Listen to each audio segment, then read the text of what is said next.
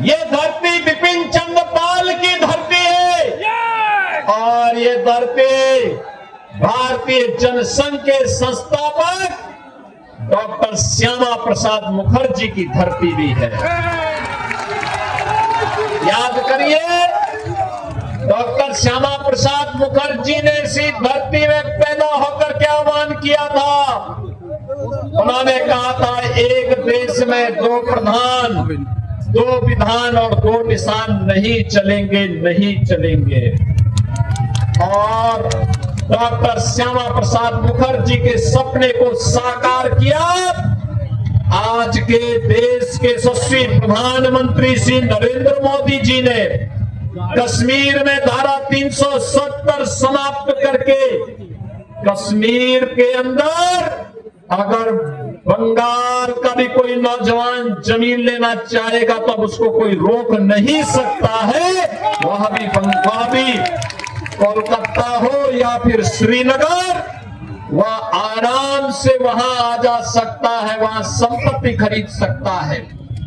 ये सपना कभी देखा था डॉक्टर श्यामा प्रसाद मुखर्जी ने और उसे साकार किया है आज प्रधानमंत्री मोदी जी ने। याद करिए, आज वही बंगाल, जो बंगाल कभी भारत की अर्थव्यवस्था का ग्रोथ इंजन था, भारत की इकोनॉमी में जिस बंगाल का योगदान 1/3 से अधिक था, आज उस बंगाल में पहले कांग्रेस ने, फिर वामपंथियों ने और 15 वर्षों में टीएमसी की सरकार ने उस बंगाल को नोच डाला है, कंगाल बना करके रख दिया है।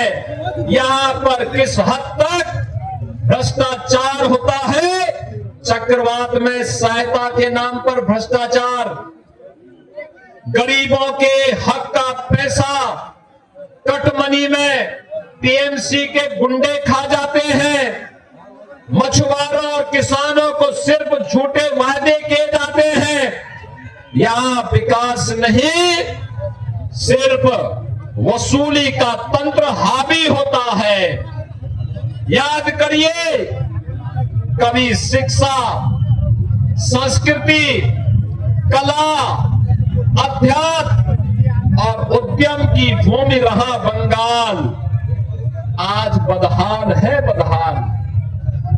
अपनी पहचान के लिए मोहताज है। टीएमसी कहीं जाने वाली ये पार्टी, टी का मतलब टेरर, टी का मतलब तुष्टीकरण, एम का मतलब माफिया राज और सी का मतलब कटमनी या करप्शन। यानी ये टीएमसी टेरर और तुष्टीकरण का, माफिया राज का, कटमनी और करप्शन का पर्याय बन चुका है। और ये टेरर और तुष्टीकरण का जवाब, ये माफिया राज का जवाब, एक कटमनी और करप्शन का जवाब केवल और केवल डबल इंजन की भाजपा की सरकार में है, मोदी जी के पास है। बहनों और भाइयों, 2017 के पहले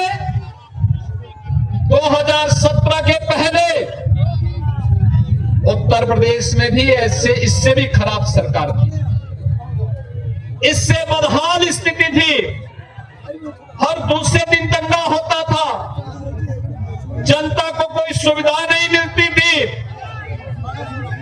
बहन और बेटी की सुरक्षा खतरे में रहती थी, व्यापारी पलायन कर रहा था, उद्योग बंद हो रहे थे, नौजवान के लिए रोजगार नहीं था, अन्नदाता किसान के खेत के लिए पानी नहीं था, उसकी उपज का दाम नहीं मिलता था, चारों ओर अराजकता थी, भ्रष्टाचार था, अव्यवस्था थी, दंगे थे, हर जगह सत्ता के समानांतर माफिया और गुंडों की सरकार चलती थी।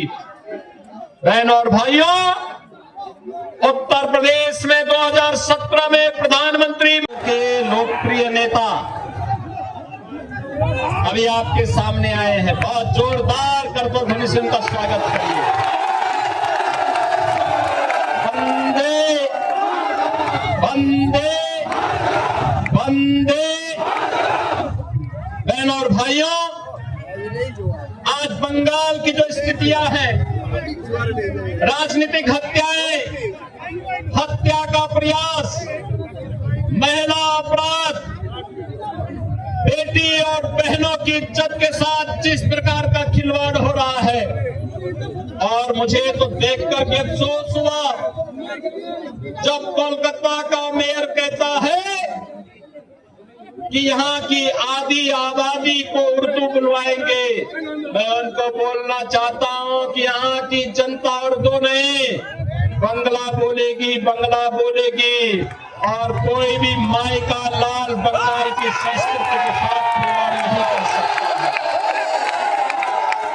पूरा देश मोदी जी के नेतृत्व में आपके साथ खड़ा है। आपके आन मान शान के साथ कोई खिलवाड़ नहीं कर सकता है, और इस अराजकता को हर हाल में हमें रोकना है। बंगाल में बंगाली ही बोली जाएगी। एक कठमुल्लापन की संस्कृति यहाँ नहीं चलने दी जाएगी, किसी भी स्थिति में नहीं चलने दी जाएगी। इनके देशद्रोही मंसूबों को पूरा नहीं होने देंगे। अन्नदाता किसानों के साथ अन्याय नहीं होने देंगे। किसी प्रकार की अराजकता को नहीं चलने देंगे। जैसे डबल इंजन की भाजपा की सरकार ने उत्तर प्रदेश को दंगा मुक्त, कर्फ्यू से मुक्त, किसी प्रकार की अराजकता से मुक्त किया है, ऐसे ही डबल इंजन की सरकार भारतीय जनता पार्टी के नेतृत्व में बनने दीजिए। फिर सस्य श्यामला मातरम, वंदे मातरम की धरती हमारा बंगाल फिर से बनेगा। और इसी बात को लेकर के आज मैं आप सबके बीच में आया हूं। बहनों और भाइयों, ममता दीदी को राम नाम से नफरत है। रामनवमी की शोभा यात्रा नहीं निकलने देती है, नहीं निकलने देती है। दुर्गा पूजा में व्यवधान पैदा करती है। ईद के अवसर पर सरेआम गौ हत्या करने की छूट देती है। बांग्लादेशी घुसपैठियों को घुसपैठ करवाती है। बांग्लादेश के अंदर निर्दोष हिंदुओं की हत्या पर मौन रहती है। लेकिन डबल इंजन की भाजपा की सरकार ये स्वीकार करने को तैयार नहीं है। भारत के अंदर मां काली की पूजा होगी, भारत के अंदर मां गंगा की पूजा होगी। भगवान राम हम सबके अंदर बसे हुए हैं। हर बंगाल का व्यक्ति जय श्री राम का घोष भी करेगा, वंदे मातरम का घोष भी करेगा।